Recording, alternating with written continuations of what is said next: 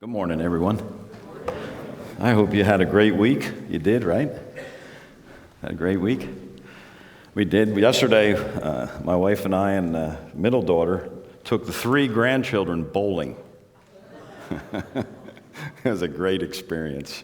Nothing like a 3-year-old carrying a bowling ball up to the lane and then just boop, crash and down. You wonder if it's going to make it all the way, but it did. We had a great time. And then for me, I hope you had a chance to, and I know you do. It's harder for us that work here at the church to get in the world, but I know you're in the world. Hope you had a chance to share Christ this week.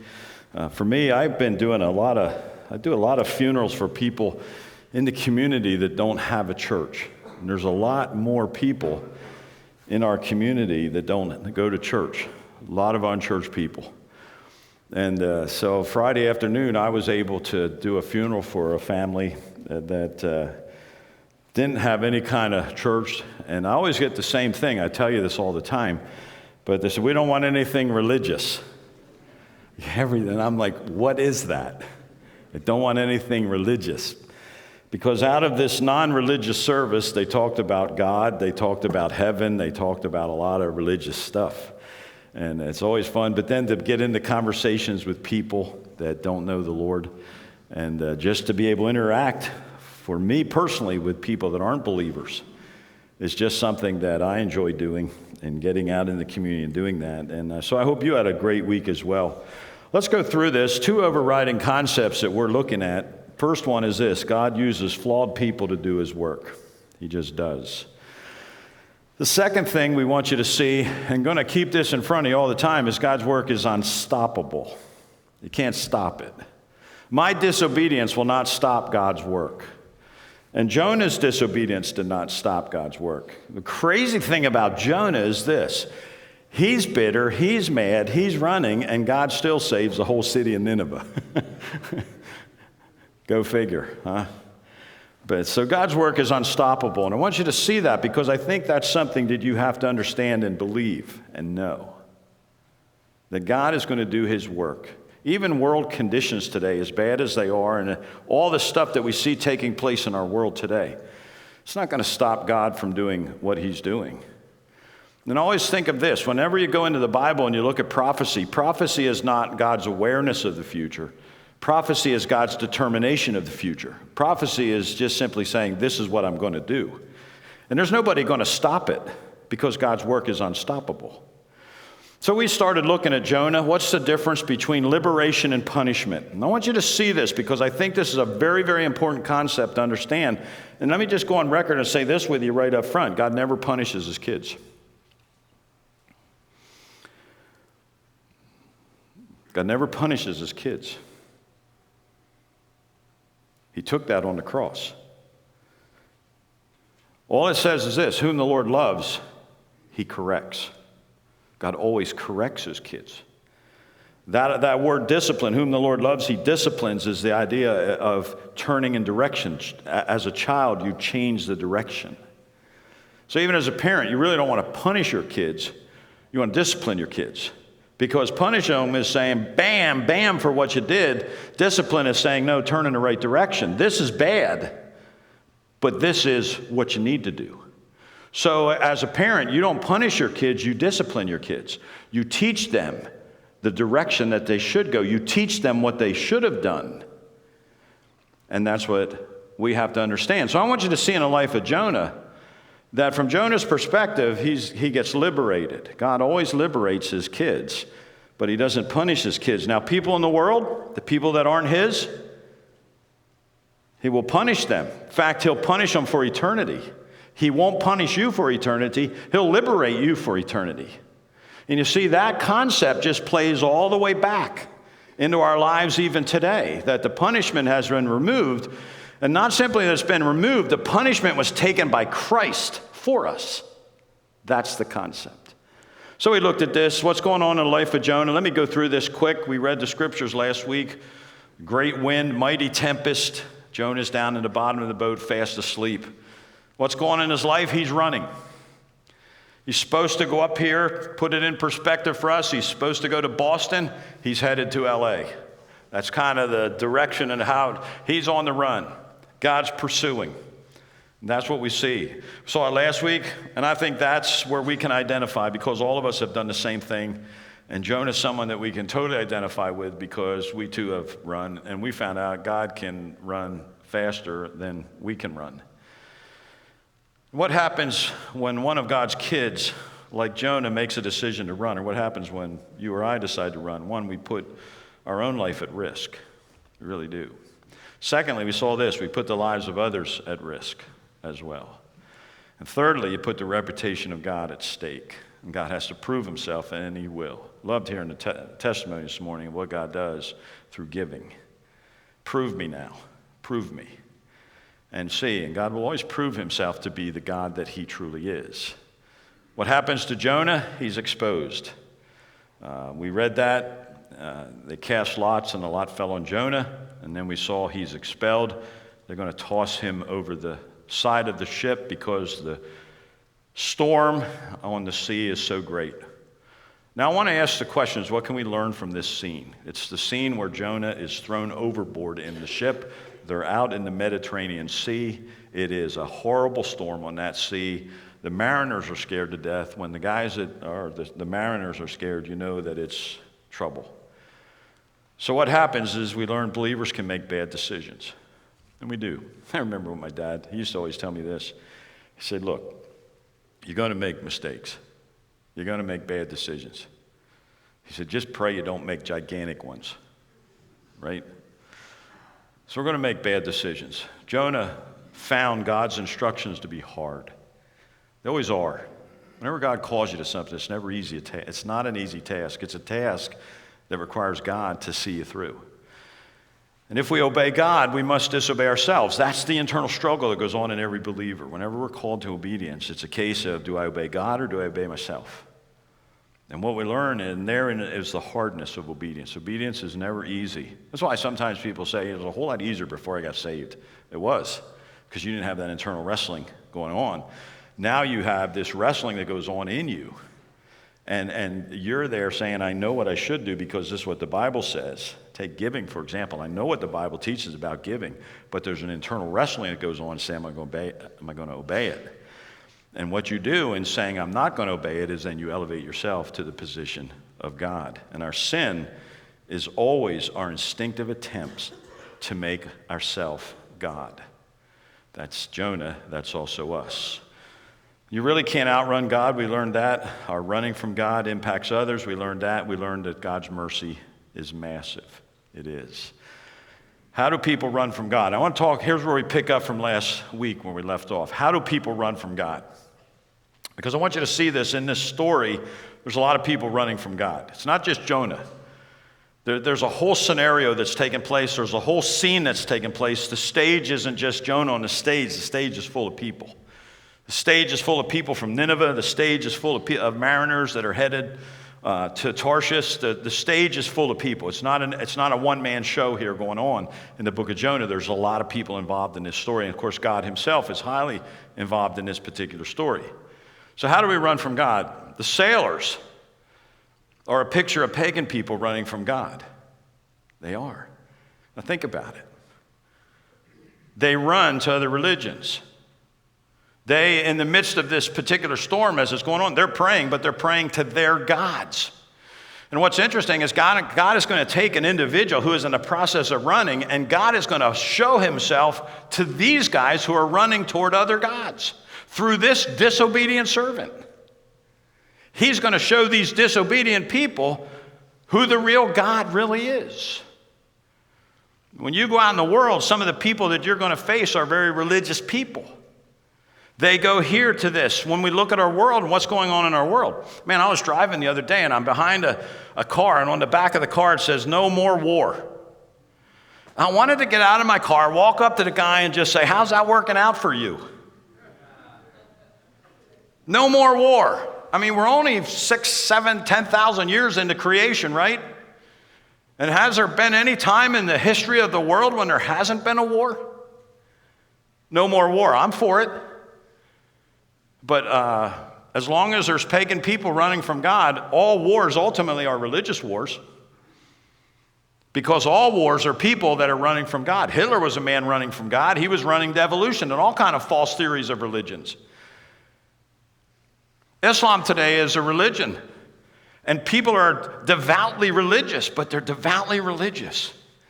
And they're running from God. And you're going to run into those people, and you are called to really present Christ and share Christ and show forth Christ to those people. And then you have this concept. They pray to their gods, but find them useless. So God displayed himself to them through Jonah, even though he was running. Think about that. Just process that concept. Here is a disobedient servant. This is what's funny. Sometimes when we run, I don't get how this works, and I don't advocate this. When you're running, you're probably hanging out with the wrong crowd, because it kind of goes hand in hand, right? You're hanging out with the wrong crowd. Well, God simply said this. He said, you're going to be my witness. And this is just going to happen. You can just mark this down in your life, put this down inside your notebook there and say this. You're running. You're doing things you shouldn't as a Christian. You're living a life of disobedience. But God is ultimately going to take you, and in the process of liberating you, he's going to show all these other people who God really is. That's amazing. In fact, you would probably say it this way, amazing grace, how sweet the sound that saved a wretch like me. That's something. The second thing you see here is when believers run from God, it still results in the exaltation of God. Your running will not stop God from ultimately being glorified. I like to say it this way, he's bigger than us. He's bigger than us. And it would be interesting today to have each of us come and just share our testimony here this morning. Because some of your testimonies would be this. Some of your testimonies would be stories of how you ran from God and how you got yourself into all kind of trouble, but then God delivered you and God brought you back to the place that you ought to be. But what you'd find in the midst of that, God was still glorified. In the midst of that, me running, me disobeying God is not enough to take down the glory of God. And that's the beauty of the Bible. That's the beauty of this thing. And I don't advocate it. I'm not standing here today advocating go out and live like you want to live and see. You know, it's what Romans said, shall we sin that grace may abound? The answer to that is God forbid, or may it never be. We don't sin so that grace can be seen. But the end of the story is God will still manifest himself in the midst of your sin, and God will still be glorified even though you're not living the way you should live. The one that's going to suffer is not Christianity. The one that's going to suffer is not God. The one that's going to suffer is you. And it's going to be me. Now, let's keep going in this. The second one is Jonah is a picture of believers running from God. So you have two things going on in this passage of Scripture. You have sailors who are pagan men running from God, and you have a picture here of Jonah running from God. Both on the same ship, both in the same storm, both on the same sea. And you see there this. Now what happens here, it never goes right for us when we run from God. It just won't. The other thing is God always chases after his kids. He just does. Now, let me give you this quote because it's kind of interesting. These two types of runners try to save themselves in two different ways. Now watch this. Immoral people try to save themselves through their licentious living. Liberally and lawlessly. You can see it. The second one is moral people try to save themselves through legalistic living. The immoral try to save themselves by breaking the law. And the moral people try to save themselves by keeping the law. Now, you've got to process that. That gets deep. You've got to think that through. But as you look at two types of people, you're going to see two types of people that you're going to run into all the time. You're going to run into a group of people who are just living lawlessly and loving it. And then you're going to see another group of people who are living morally and trying to earn their salvation through this moral living, and they try and impress you with their level of legalism or standards. And that's what this ship pictures. You've got people on this ship, and they picture the story of how people live today. It was funny, this past week, Friday afternoon, I was doing a funeral, and this I wasn't too young, a guy came up and talked to me. He's probably in his 50s. And it turned out that his wife had died 10 years ago. And this guy that died this week was his best friend, and they became friends after his wife died 10 years ago, because this guy was divorced, and of course this other guy's, his wife died. And this guy comes up and just starts talking. And I'm listening. I mean, he's just talking and telling me and all the events, and he's telling me how after his wife died, he saw her, and what she said is, "It's all right, I'm going." And I have heard that's not the first time that people have told me after someone dies, they actually have an encounter with the individual. I've heard that over and over again. And then here's a guy that doesn't know Christ, has no church affiliation whatsoever, and just started sharing with me how his wife is in heaven. And she's been there for 10 years, and, she was just a good person. She did everything right. She cared about people. She did all this stuff, and she's in heaven. And I thought, how come people that are out in the world, when they hit certain points in life, need heaven? I thought you wanted this to be nothing religious. Well, if there's nothing religious, then at the end of the day, when you die, that's it. That's it. But even people that aren't religious, and even people that aren't believers, and even people that aren't churched, and even people that aren't familiar with the Bible understand that when you die, there's more. There's more. They all know it. They all know it. And so he's standing there and he's talking to me about heaven and how his wife got there because of all this good stuff that she did. I said, well, you don't get there because of all this good stuff that you do. Moral people try to do good stuff to get their salvation. It doesn't work. Now, let me walk through this. Tim Keller, in his book, made this observation. I think this is a great observation. He said this: if you're avoiding sin and living morally so that God will have to bless you and save you, he said, then you may be looking to Jesus as a teacher, a model, and a helper. But ironically, you are avoiding him as a savior. He said, you are trusting in your own goodness rather than in Jesus for your standing with God. That's an interesting concept, isn't it? I think that's too many of us. I think we try to avoid sin, and we should. I think we try to live morally, and I think somehow in our thinking, we think that if we can avoid sin and we can somehow live morally, that it gives us points or it gives us standing with God. And it doesn't. It doesn't. Our standing with God is not based upon my performance or your performance. Our standing with God is based upon the performance of Jesus Christ on the cross. Our standing with God is not based upon what I do, but it's based totally on what he did for me. So am I saying today that you shouldn't live morally? Am I saying today that you shouldn't avoid sin? No, I'm not saying that at all. What I'm saying today is that doesn't gain you standing with God. You already have all the standing with God that you need. Because the songwriter said it this way: Jesus paid it what? He paid it all. So I don't go out there and live and try to avoid sin, and I don't go out there and live to try to live morally so that I can gain standing. I do that because I love him who first loved me. And I want him to look at me and be pleased with the way I live, but I don't gain any standing from it. I hope all I do is bring pleasure to him. That's the goal. That's the target.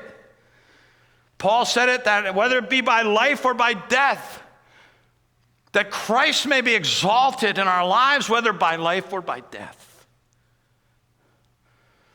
Somehow, if you're here today and you're just trying to live in a way that I'm trying to avoid sin, or you're trying to live morally, or you're just trying to dress upright, or you're trying to do this, or you're trying not to go here, and you're trying not to do all this stuff so that, you're trying to make yourself feel good? Are you trying just to impress others? No. We do this simply for this. We love him because he first loved us, and all we want in my life is I want God to be pleased with the way I live my life. So you need a Savior at the end of the day. Now let me take you one more point in this thing, and a couple minutes we wind down here. What can we learn from the storm? Because here's all these people, here's this ship out in the midst of this storm, and they're about to perish, and they know it. Take Jonah, pitch him over. Overboard he goes. But what can we learn about this whole scene that takes place, and why does the Bible take the time to convey to us this scene? Let me show it to you. We learn from the storm that God's mercy is massive. We've said that all along through this. Let me show you this. That Jesus is the storm. It is God's gracious intervention for a man enslaved to sin. He rescued Jonah from Jonah. The storm was God sent to liberate Jonah from himself. Remember the old Negro spiritual? It's not my brother, it's not my sister. It's me, O Lord, standing in the need of prayer. It's not the other person. I can't look at anybody else, and I can't say, you're my problem. I can't say you're my problem. I have to simply say this: I am my problem. And if you think this through, all of our events in life are this. They boil down to this. They are my way of facing decisions, and I either have to let God be God and I have to disobey myself and obey him, or I have to obey me, and in obeying me I have to disobey God. That's really what it all boils down to. And the biggest person that we struggle with, the biggest person that you struggle with, is not the people that you're hanging out with. You can never blame the people you're hanging out with for any of the sin that you get into. It always comes down to this: it's me. It's me. Now, are there times when I may need to get out of a crowd that causes temptation in my life? The answer would be what? Sure. Are there places I should not go because temptation will be such that I can't handle it? The answer is what? Absolutely. You get that. But ultimately, at the end of the day, what God does is God rescues you from yourself. And in doing that, it creates a storm. We sang it in the song that we sang this morning. Jesus was the storm. He comes. And in this, the storm was good news for Jonah, who had become spiritually impoverished. It was sent to open his eyes and to liberate him from self-oppression. He was running. And in sending the storm, God didn't send a storm. God was the storm that came after Jonah to catch Jonah, and where he caught Jonah was in the storm. That's where he stopped them dead. That's where they pitch him overboard. That's where it all breaks loose, in the midst of the storm. Now, this author went on and said this: and just as the storm was sent to release Jonah, so Jesus was sent to set free self-enslaved captives like you and me. He's the storm. Now, what I want you to see is the storm was intervention. It was not punishment. He didn't send the storm to punish Jonah. He sent the storm to liberate Jonah.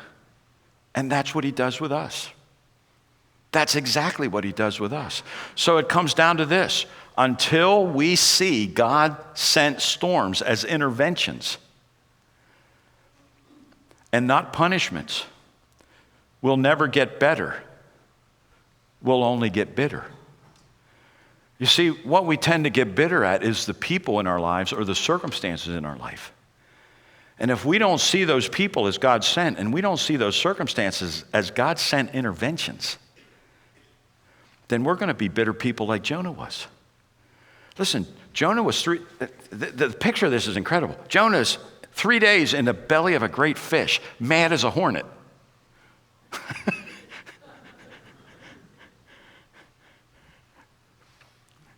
Most of us have got tossed in the sea would have been what? Would have been what? We'd have died out there. So God sends this fish to deliver them. And Jonah, what's interesting in this, the book of Jonah is a picture of the work of God from start to finish in sending Christ into the world. He created a storm in Jerusalem. They crucified him. He spent 3 days and 3 nights in the belly of that grave. He took the punishment at the end when he came out. He brought us the liberation. And what God has done in your life is God has so committed himself to you that he will always liberate you as his children. He'll never punish you, ever. So you're in the midst of a storm today. You got all this stuff going on. I'm going to tell you this. We're always in the midst of storms. We're always in the midst of conflict because God is always in the midst of liberating us from ourselves, and he's always in the midst of proving himself to people that don't know him. Now, if you don't see the storm sent as being from God to take you and bring you to the next level, he always does this. We live at this level, and for most of us here today, we get very comfortable living our life in the rut. Well, God never lets us live life in a rut. He always takes us and delivers us from the rut. And he always sends storms in our life, and those storms are always God's way of saying, you're living at this level right now, but I really want you to live at this level. And for us to go from this level to this level is very painful. It's never easy to take steps in life. They're always involved pain. Someone said it this way. It wasn't nothing biblical about this, but they said it. No pain? You got it. And so the storms that are coming are God-sent things in your life, and I hope you'll see that Christ is in them. It is only then that you see these storms of affliction as God sent, merciful intrusions into your life designed to wake you up, to unlock your chains, and to free you to become the person that God wants you to become. C.S. Lewis said it this way, and I'll quit with this. C.S. Lewis said, the hardness of God is kinder than the softness of men, and his compulsion is our liberation. Get it? That's a tough lesson, but it's good. So what's the difference between liberation and punishment?